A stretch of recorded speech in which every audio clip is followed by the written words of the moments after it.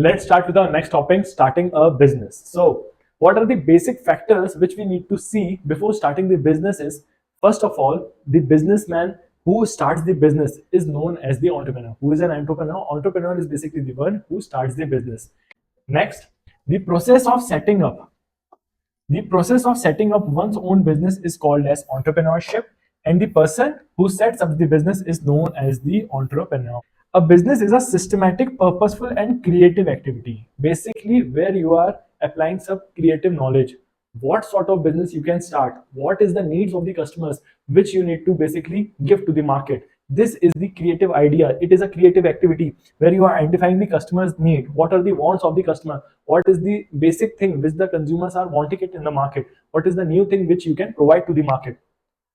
Mobilizing resources and organizing production with a view to delivering the values to the customers. That is, you are giving some values to the customers, you are giving something to the market which is of their value or which is of their importance. That is known as business, right? So what is business? It is a systematic, purposeful, for the purpose you are doing it. It is a creative activity. You are applying your creative knowledge, what you can give to the market, identifying the needs of the customers, what they want, mobilizing the resources, basically using all those resources which will be useful to make the final product, and organizing production with a view to delivering value to the customers. Value to the customer, that is helpful for them, that is useful for the customers, that thing you are producing.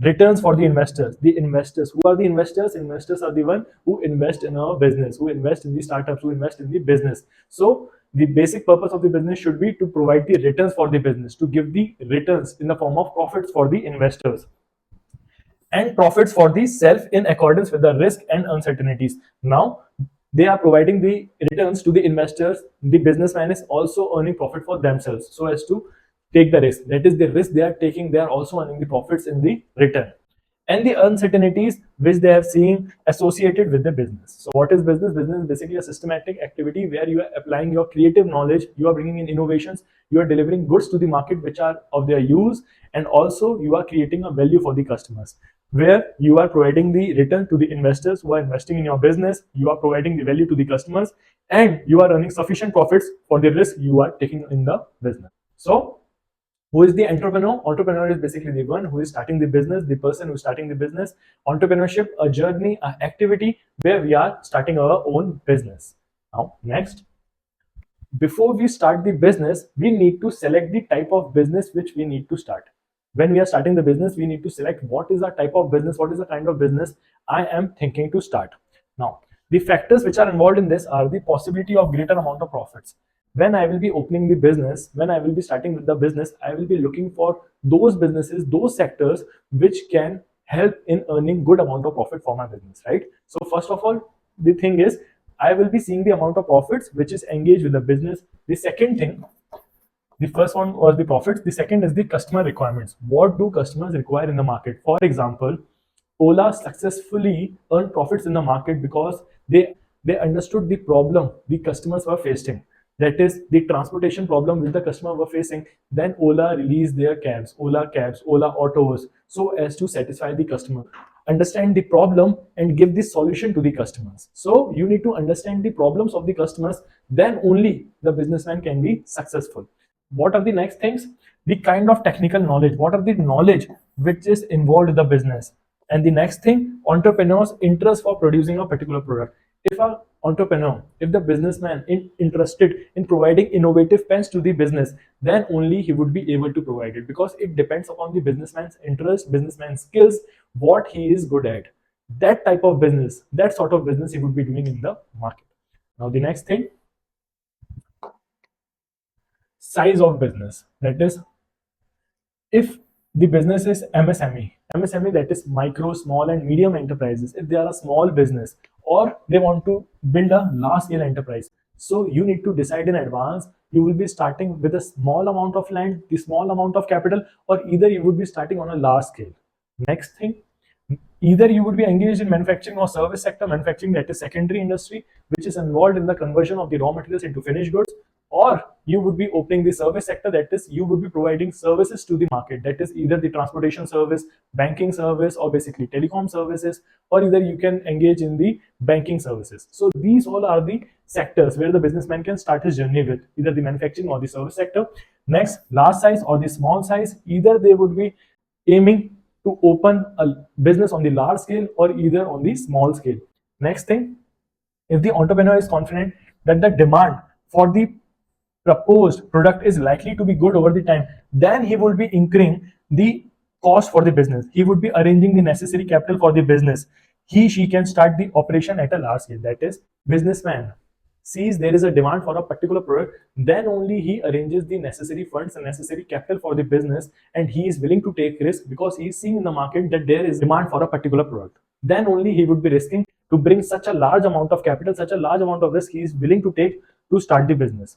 Either the businessman would be starting with low, that is, he would be starting with a less capital, but if he's seeing that there is a greater demand in the market, then only he will be going to the upper stage, and only he would be incurring more amount of capital. He would be taking huge amount of risk for the business when he's seeing that there is a expectation of the profit. He is basically satisfying the needs of the customers. So it depends upon the demand for the purpose product and the goods basically which are demanded over the time period. Now the next thing, location of the business enterprise. The business location is a very important part. Why? If the business is in the busy streets, that is, it is around the competition, so the customers would be easily attracted. But if the business location is not good, they would be incurring losses, they would be incurring the cost, but still they won't be getting any customers for their business. So the place where the enterprise will be located is the main thing which the businessman should see. Any mistake can result in the higher cost of production. If the businessman is selecting the area where they are not able to get the sufficient amount of raw material, or they are not able to get the labors for their business, for their factory, so it would be incurring huge amount of cost in bringing the labors to the factory, in bringing the raw materials to the factory, the transportation cost which they would be incurring in the market. So the location of the business should be appropriate according to their motive, like where there are necessary facilities available for the business. Or else any mistake can result in high cost of production, inconvenience in getting right kinds of production inputs, for example the raw materials they need to produce the goods, or servicing their customers in their best possible way. Availability of raw materials and labor, power supply. If I am opening my business at an area which is not so developed, I won't be getting the labors over there, I won't be getting the power supply for my business, for my factory. So basically the businessman needs to see the location where they are opening the business, the nearby areas, the nearby localities where they would be finding the customers. For example, we can say the labors they are getting or not, the raw materials are available in the nearby places or not, or basically the transportation, are there sufficient roads developed nearby, or there are banking services available or not, communication, warehousing. If the business is opening in the areas which is very far away from the city, there are no warehouses facility, there is no transportation facilities, then the businessman would be facing difficulties in the business. For example, the problem in the transportation, problem in the warehousing. So the location is the most important part which the businessman see before starting the business. Now the next thing, financing the proposition, that is the capital they will be needing to start the business, the necessary capital for starting and for continuing the proposed business. This is also necessary. The businessman should be clear in their mind what is the amount of capital, what is the necessary amount of funds they require for their business. For investment in fixed assets, for example, they need land, they need building, machines, equipment. Current assets they also need in the form of raw material, debts, stock of finished goods. So businessmen should be prepared in advance the amount of capital they would be requiring for their business, the fixed capital as well as the current assets. For example, fixed assets are basically land where they would be opening, so they require a land, either they would be taking it on rent or they would be purchasing the land, or the machines they need in their factory, the equipments, the tools they need for their business, and also the current assets in the form of raw materials they require for their business. Or else we can say the raw materials, the debt, the stock of finished goods they would be requiring for their business. So the businessman should be prepared in advance about the necessary funds they require for their business, the amount of fixed assets as well as the short-term assets, that is current assets they require for their business. For meeting their day-to-day expenses, they also need the capital. They should have the sufficient amount of reserve with themselves that they can carry on with their day-to-day activities. Now, next is the physical facilities, that is the availability of physical facilities including machines they would be requiring, equipments, buildings, and support services. That is, the businessman should be prepared in advance about the machines they would be requiring. In the last part we saw that the amount of funds they would be requiring. Here we will be seeing the machines which they need for their business, that is how much is the amount of machine which they require for their business, what sort of machine they require for their business, and what will be the activities they would be involved in. Now, nature and size of business, availability of funds, and the process of production. That is, if they are starting on the small scale, they would be requiring small amount of capital and they would be requiring small machines. But if they are starting on the large scale, they would be requiring a huge amount of raw material as well as machines for their business.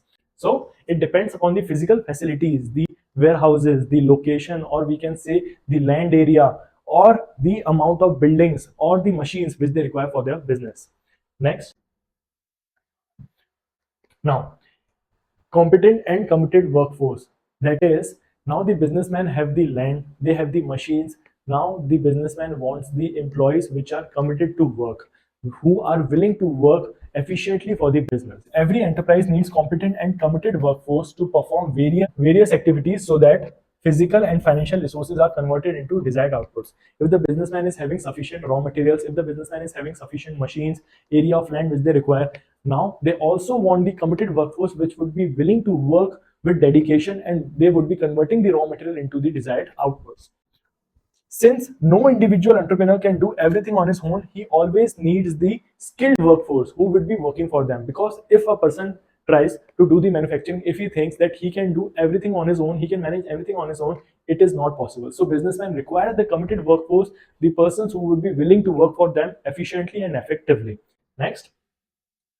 They also require the people, that is the managerial staff, the unskilled person, the skilled person who are looking after the machines, who are looking after the work, unskilled person basically helping out in the business activities, and also the managerial staff who is looking after all these employees, the managers who is looking after the business.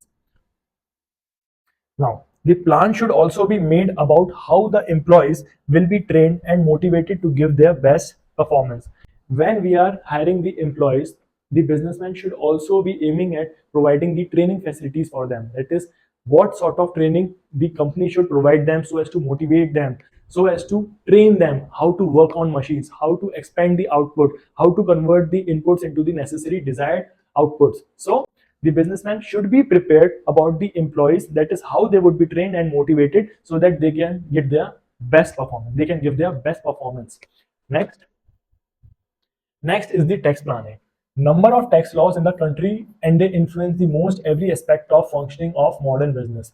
Now, when the businessman has the machines, they have the land, they have the employees, the businessman should also be prepared for the taxes. That they should always plan in advance about the taxes, that how much is the tax which would be incurred on their products and how much is the price they can increase in the market so as to maintain a goodwill or maintain a price which is easy for the customers to pay. So here we need to see the entrepreneur has to consider in advance the tax liability under various tax laws. That is, what will be the impact of taxes on his business decision. If the businessman is basically starting with a product and he is making the product at 100 rupees, now if there is a tax of 5 rupees, it would lead to increase in the cost for the product. That is, now the product price is 105 rupees. The businessman needs to take a decision that he will be selling the goods at 120 or 125 so as to also earn the normal profits for his business. So how does tax planning helps the businessman? Basically, the businessman is now prepared in taking the business decision. If the tax rates are high, he would be also having sufficient reserve, or he would be having sufficient profits that he can decrease the prices of the goods so that the consumers' demands are not affected. So the businessman needs to be prepared in advance about the tax planning. That is, how much is the amount of tax they need to pay to the government, and their decisions, are they affected from the taxes? That is, if there is an increase in taxes, what will be the reaction of the businessman? How much is the amount or cost he would be gaining from it? Now, next, launching the enterprise. Now the final thing is launching the enterprise. The businessman is well prepared of the taxes he needs to pay to the government. He has done the tax planning, he has the sufficient resources for his business, raw materials for his business, machines for his business, he have the committed workforce, he have the idea what sort of business he is starting, either on a small scale or on a large scale. Now the launching the enterprise says mobilizing various resources, fulfilling necessary legal formalities. There are some legal formalities involved when we are starting the business. That is, if we are starting the company, we need to provide the certain documents to the government before starting the company. Or if we are starting with our proprietorship, that is, we need to get the relevant documents for our business. And if we are starting with the partnership, we need to prepare the partnership deed for our business. So basically, it depends upon the formalities on the documents which are required to start the business, starting the production process, and initiating the sales promotion campaign. Now, when the businessman is successfully launching his enterprise, he would be also engaged in the sales promotion. That is, he would be organizing campaigns so as to aware the customers that what they are selling in the market. So he needs to start with the branding, he needs to start with the advertising in informing the consumers about the products they are selling. Next, now the businessman can either go for the sole proprietor firm or the partnership where 2 or 3 partners are involved to start the business, or either he is starting with the company. So he needs to decide in advance. Either he needs to go with the sole proprietorship where he is starting the business on his own, or he is going for the partnership where 2 or 3 partners are involved in starting the business, or he is going for the company, that is, he is opening on a large scale.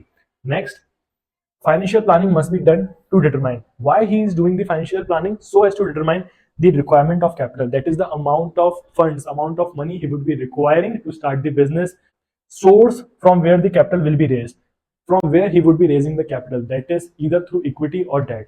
Either he is giving the shares of the company to the investors, or he is taking the loan, that is he is taking loan from the financial institution or the banks. Next, the best ways of utilizing the capital in the firm.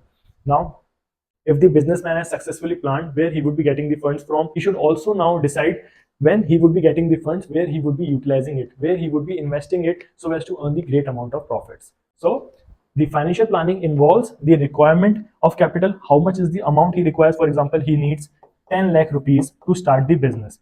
So he's clear in his mind, he needs 10 lakh rupees. Now the next thing is, what is the source of capital? That is, either he would be raising the funds from the bank, or he would be taking the funds from the investors. What is the source of fund? Next thing, what is the best way of utilizing the capital? That is, where he would be investing his capital that he has taken from the market. That is, either he would be using it to buy the raw materials or the machines he would be requiring for the business. So this was the last thing about launching the enterprise.